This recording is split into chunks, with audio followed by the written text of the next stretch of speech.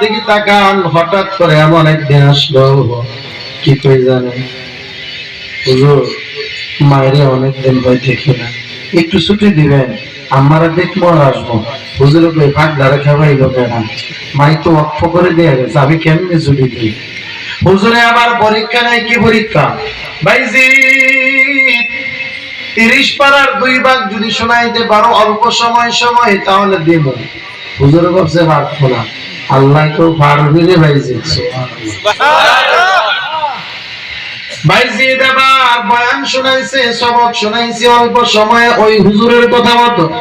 হুজুর এবার যাইতে দিবেন না, হুজুরকে না দিলে তো আমি পোকাবাজ, কথা বল না।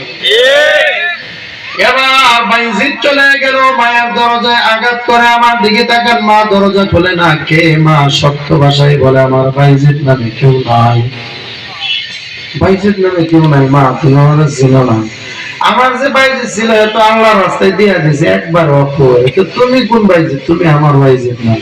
মা পাথর হয়ে সন্তানকে ফিরাইয়া দিতে ভাবব, কারণ সন্তান আমরা দেখলে যদি না যায়, আমি যদি সন্তানরা দেখলে জড়ায় ধরে মহাব্বত লেগে যায়, তাহলে তো আমার নিয়ত পুরা হবে না। সুবহানাল্লাহ। এবার বাইজিদ চলে গেল, সংক্ষিপ্ত কথা, হুজুররা যায় বলে হুজুর আমার মা দরজা খুলে নাই, চলে আসছি হুজুর, আতায় মা আতা হাতায় কই বাবা মায়ের আশা পূরণ করো, বাড়ি যাওয়া লাগবে না। হঠাৎ করে একদিন আলেম হয়ে গেল বড়, হুজুর ডাক দিয়ে কই ভাইজি কালকে তোমার ছুটির দিন, আর কেউ বেঁধে রাখবে না, মাকে মন ভরে দেখবা। ভাইজি আগামীকাল বাড়ি যাইবা, তোমাকে আলেম হওয়ার পাগড়ি পরিধান করায় দেওয়া হবে। পাগড়ি বড় হয়ে গেছে, সব শেখা শেষ, আল্লাহ কবুল করে দিছে, বাড়ি যাইবে তো আনন্দ। এবার বাইজিদ যা ঘুমায় গেল, উস্তাদও ঘুমায় গেল, রাত্রে বেলা আল্লাহর নবী এসে উস্তাদের কাছে হাজির, জোরে বলেন আল্লাহু আকবার। জোরে একবার বলেন কে আছে? আল্লাহ। কে আছে? আল্লাহ। নবী আসছে, নবীর যদি কেউ স্বপ্নে যুগে জিয়ারত পায় তো জান্নাতি। সুবহানাল্লাহ। আল্লাহর নবী এসে বলে বাইজিদের উস্তাদ আগামীকাল বাইজিদ বাড়ি যাবে, পাগড়ি একটা দেবা না, পাগড়ি দেব দুইটা। সুবহানাল্লাহ। একটা পাগড়ি দেবা আলেম হওয়ার বরকতান পাগড়ি, আর একটা পাগড়ি দেবা বাইজিদ রে তাসাউফ এবং মারিফতের পাগড়ি।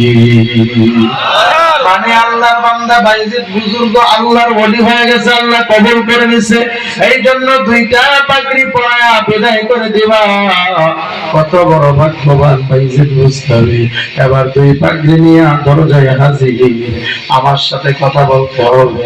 বাইজিদের বয়স হয়ে গেল, কত লেখাপড়া করছে, এবার মায়ের বয়স বাড়লো না কমলো?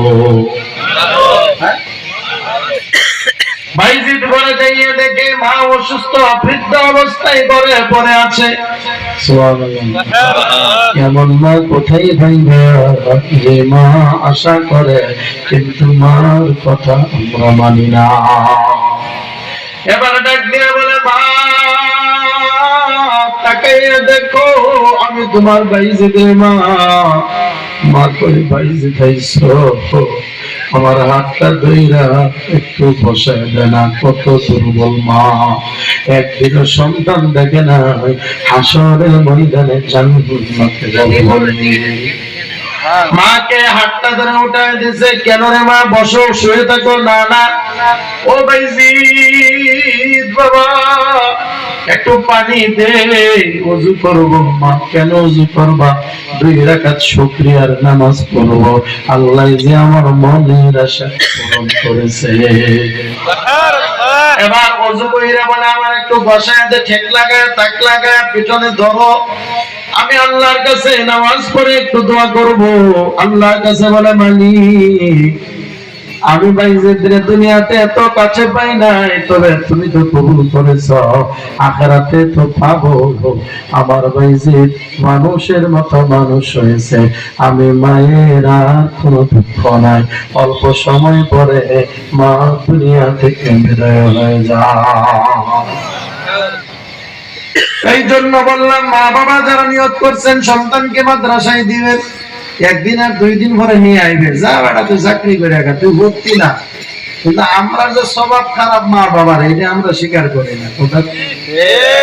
তাহলে বাইজিদের মায়ের মতো চেষ্টা করব, রাজি আছি ইনশাআল্লাহ। উস্তাদকে গালি দেব না, ধমক দেব না, মাদ্রাসার দুশমন হব না, মাদ্রাসার আশপাশে থাকবো, মহাব্বত করব, পারলে সহযোগিতা করব।